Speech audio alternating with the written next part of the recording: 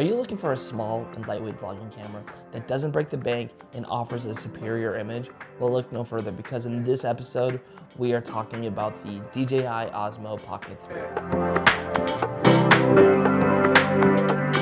So to start, let's discuss a few of the things I like about this camera. And the first thing that comes to mind is its small and lightweight size and form factor. I've used a number of different cameras over the years. I've used DSLRs, I've used larger cinema rigs, I've used mirrorless cameras, and I can say with confidence that this camera here is by far the smallest and easiest camera that I've used in quite some time. It is the perfect vlog camera, and it's something that I've really valued using.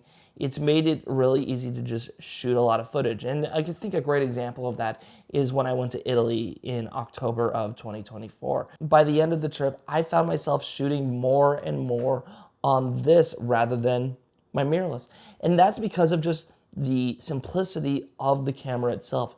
It was easy to just pull this out, get a few shots, and then move on and not hold other things up. This here is the ultimate run and gun camera. It's small, it's lightweight, and it's something that I absolutely loved using. And while we're discussing operation and the form factor, we have to talk about the gimbal that is built into this camera. As you can see, there's a little gimbal built into the camera. I think the thing that I really like about the gimbal in this camera is just the fact that it allows me to get those cool creative shots that normally would be reserved for larger rigs. And a lot of times it's not easy and not possible to travel with a gimbal as well as cameras and lenses, especially when you're running and gunning and traveling for the entire trip. Personally, I know if I'm traveling for vacation, I don't necessarily want to be bogged down by a ton of gear. I want something easy, I want something simple. And this here, this camera plus the gimbal that is built into the system is fantastic, and it's something that has really opened a lot of doors to different creative ideas and different cool shot executions. I think a great example of that is just playing with the hyperlapse feature built into the camera. I played with that a bunch throughout the trip. I thought it provided me a lot of really cool ideas in terms of getting shots that I think are interesting. And then finally, something that is amazing about this camera is the ability to just track subjects. This camera here allows you to remain the subject of the film, and it'll track you. And it does a really good job. The other thing about operating this camera that really surprised me is just the battery life of it. I was able to make this thing last for an entire day on a fully charged battery. Right now, as you can tell, there's a Tilta cage on it, and I don't know if you can see that, but there's another battery there. This here allows me to get a full day's use out of it. It was super easy to just take this around with me on a full day's adventure throughout different European cities and just get stunning images. And when I needed to charge it, it charged in such a fast and timely manner. I think I can plug in a USB-C power bank to it and charge it while I'm out exploring a particular place. So that's something that's really nice and easy to use. And worst case scenario, I could always swap out these batteries here for something different, allowing me to keep shooting and keep making cool images. Other notable features about this camera are the 10-bit image that comes out of it. As an editor and a colorist, I really value this. It allows me to push my image in a lot of different directions, get a lot of cool creative executions going in post-production. And then the other thing is just the ND filters that you can magnetically attach to the front of the camera. It opens doors to cool creative stuff and allows you to stay at a shallow depth of field that we all love so much.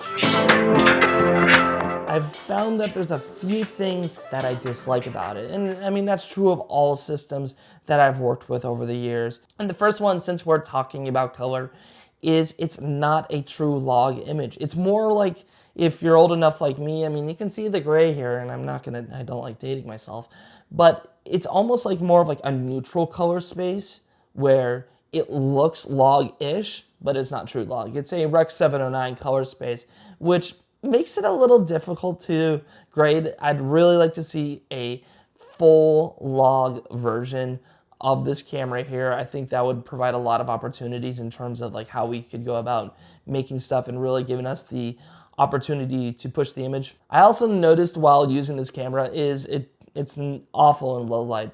I think it's a 1-inch sensor, so there's not much it can really do. And once you start finding yourself in dark circumstances, this thing is just not going to perform at all. Fortunately, they do have a low light feature of the camera that makes it easy to like make it work in low light and keep a clean image. But the unfortunate part about going to that low light setting within the Osmo Pocket 3 is you're baked in at Rec 709 at that point. No log or neutral looking color space. You're at full color density and depth. It makes it a lot harder to really take control of those images in post-production. There's a few other things that like kind of annoyed me about the camera.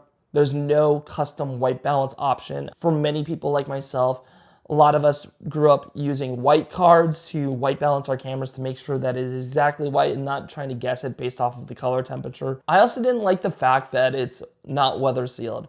This here, it's pretty cheap. It's a consumer product for sure. And with that in mind, whenever it rained, and I saw rain the entire time that I was in Italy, I had to put this thing away, sadly, or be very careful about not getting it wet and not destroying the electronics that are inside of this thing. This thing is meant to be out in the world. It's meant to go on adventures, it's meant to explore, and it's meant to document your experiences doing those things. Without proper weather sealing, I think it really struggles in those really tough environments. And other things that would be nice is like third-party connectivity. That would be so nice, just the ability to plug in external monitors, plug in different mics and different tools of that nature. I think that would really elevate it. Better sharpness. I found at times that the sharpness wasn't fantastic, especially when you use the optical zoom to zoom in.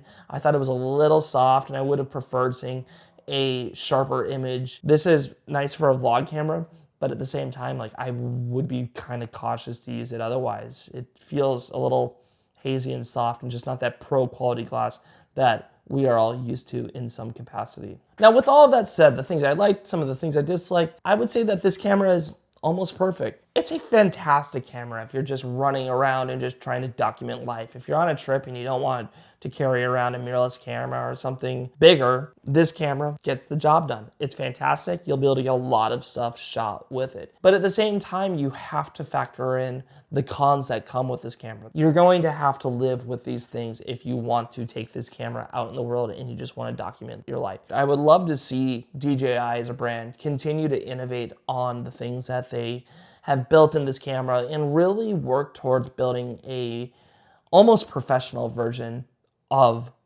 this camera. I think if they focused on that, this camera could be something that is embraced by professionals and people that just want something that is super easy to operate while also delivering upon fantastic results. If this is only the third one, I'm really excited to see where DJI as a brand takes this further. But if you have thoughts and opinions about the DJI Osmo Pocket 3, if there's things you like about it, if there's things that you dislike about it, if there's things that I didn't discuss in this video here, please put them in the comments below. I'd love to hear any thoughts that you have. If you like this video, please hit like and please press subscribe. It would mean a ton to me.